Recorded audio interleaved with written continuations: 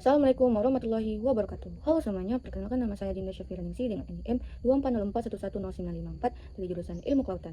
Pada video kali ini, saya akan menjelaskan tentang fenomena IOD, ENSO, dan bagaimana dampak dari fenomena tersebut. Saksikan terus ya video saya. Indian Ocean Dipole, atau yang sering disingkat dengan sebutan IOD. IOD merupakan fenomena yang terjadi di Samudra India akibat perubahan suhu antara laut bagian barat dekat Afrika dan laut bagian timur dekat Indonesia. Perubahan suhu ini mengakibatkan atau mempengaruhi pola arus, pola angin, pembentukan awan, serta pola cuaca di Indonesia. Dia terbagi menjadi 3 fase. Yang pertama fase netral, yang kedua fase IOD positif, yang ketiga ada fase IOD negatif. Berikut adalah penjelasan mengenai 3 fase tersebut. Yang pertama yaitu proses terjadinya IOD positif. Pola angin di Samudra Hindia berubah sehingga arus permukaan melemah. Perairan dekat Indonesia mengalami upwelling, yaitu naiknya air laut dalam yang dingin ke permukaan.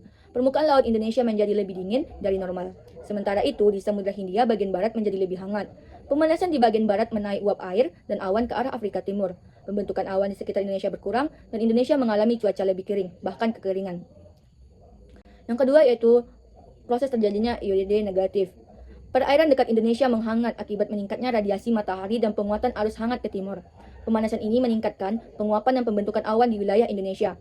Pada saat yang sama, Samudra Hindia bagian barat mengalami pendinginan. Perbedaan suhu membuat uap air lebih banyak berkumpul di Indonesia. Terjadi peningkatan curah hujan yang signifikan. Indonesia mengalami cuaca yang lebih basah dan berpotensi banjir dan longsor.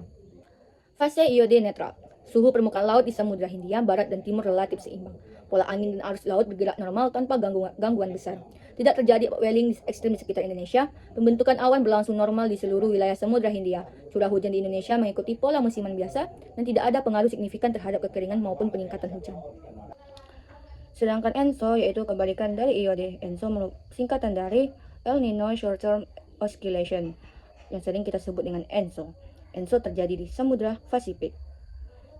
ENSO terjadi terutama di Samudra Pasifik, seperti saya bilang tadi, di tropis di sepanjang garis khatulistiwa, tempat yang menerima banyak sinar matahari yang menghangatkan lautan.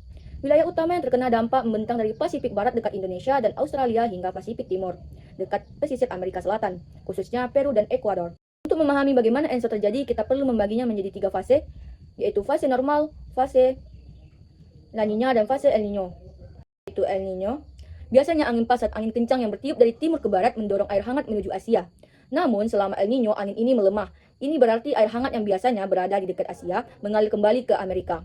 Itu berarti air laut yang hangat menggantikan air laut yang dingin yang ada di Pasifik Tengah dan Timur.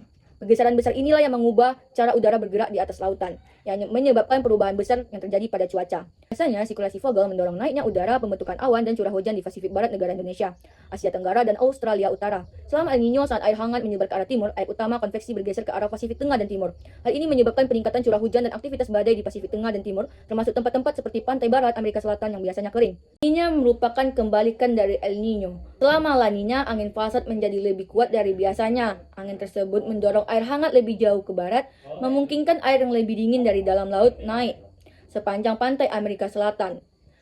La Nina biasanya menyebabkan suhu laut yang menjadi lebih dingin di Pasifik Timur dan kondisi yang lebih hangat di Pasifik Barat. Akibatnya, negara-negara seperti Indonesia dan Australia mengalami lebih banyak hujan dan badai, sementara Amerika Barat cenderung lebih kering. Dampak bencana yang terjadi akibat fenomena ENSO maupun IOD. Jadi, jika La Nina terjadi bersamaan dengan IOD positif, di Indonesia akan berdampak hujan, banjir, tanah longsor, dan gelombang yang tinggi. Sedangkan jika La Nina terjadi bersamaan dengan IOD negatif, di Indonesia akan berdampak kekeringan dan kebakaran hutan. Itulah video tentang ENSO dan IOD. Sampai jumpa di video berikutnya. Semoga bermanfaat ya. Bye-bye.